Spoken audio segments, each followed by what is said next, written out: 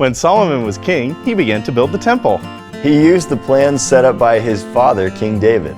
He hired 30,000 men to help him build the temple. He commanded the huge stones to be chiseled out in a courtyard far away.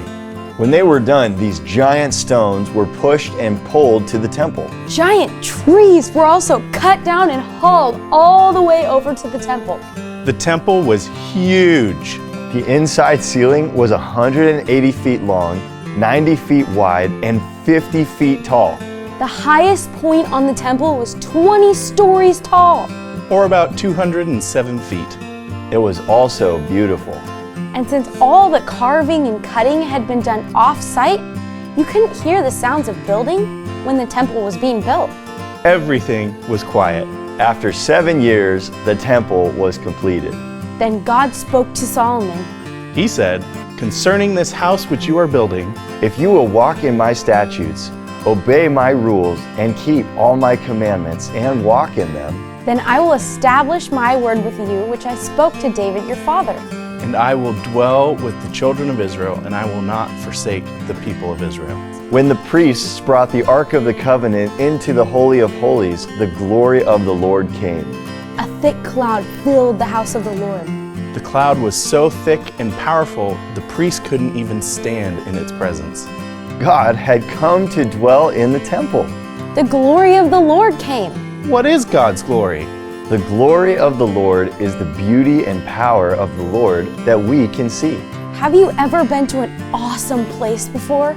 Like the Grand Canyon or Crater Lake or an amazing waterfall? Those places are different than ordinary places. There's something glorious about those places. There is beauty and awesomeness that you can see. Those amazing places reflect God's glory. Just like a mirror reflects your glory. We can see God's glory all around us.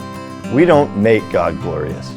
When we sing or we give God glory, it's not like we're having to make up something about God. We're not just giving Him fake compliments. God is glorious whether we believe He's glorious or not. God is glorious regardless of us. If we stop what we're doing and really pay attention, we can see the glory of God everywhere. And if we think about it, we'll realize that God is completely worthy of all of our praise and glory. No one goes to the Grand Canyon or Crater Lake or an awesome waterfall and says, "Man, I'm glorious." That would be ridiculous. It would be ridiculous because you're not glorious. The Grand Canyon or Crater Lake or the amazing waterfall are glorious. In the same way, we give God glory because He is worthy. We see God's glory in creation. We can also see God's glory through redemption. Redemption? God can take broken, wretched sinners and make them look like Himself. That's glorious. It's glorious not because of the sinner, but because of the Savior. God saves sinners, and when He does, it shows His glory. 2 Corinthians 4:7 tells us, But we have this treasure in jars of clay to show that the surpassing power belongs to God and not to us.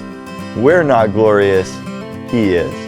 when we recognize that God is glorious, we can be like David in 1 Chronicles 16:24-25.